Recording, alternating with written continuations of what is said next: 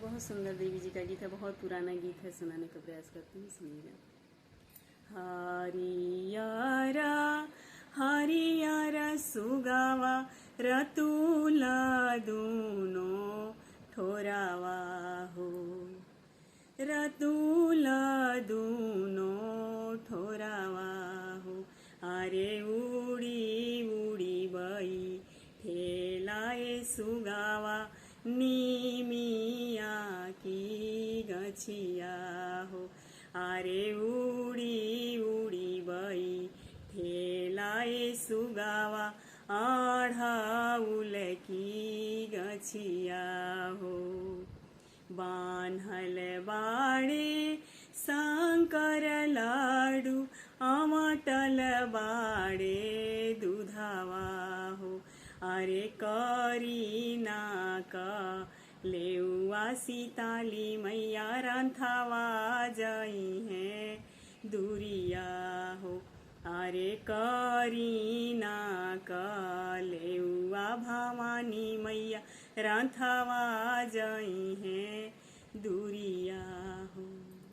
के करा घर के शंकर लाडू के करा घर के दूधावा हो।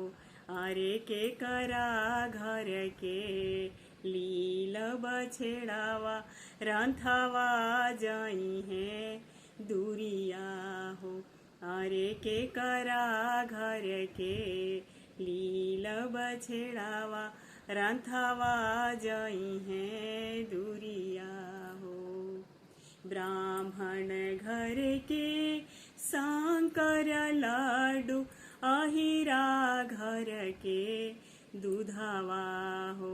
अरे छत्री घर के लील बछेड़ावा रंथावा जाई है दूरिया हो। अरे छत्री घर के नील बछेड़ावा रंथावा जाई है दूरिया हो। नाही खइबो शंकर लाडू नाही पियबो दूधावा हो।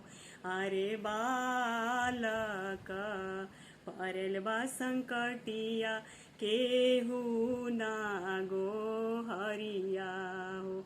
अरे भक्त हमार परल बा संकटिया केहू ना गो हरिया।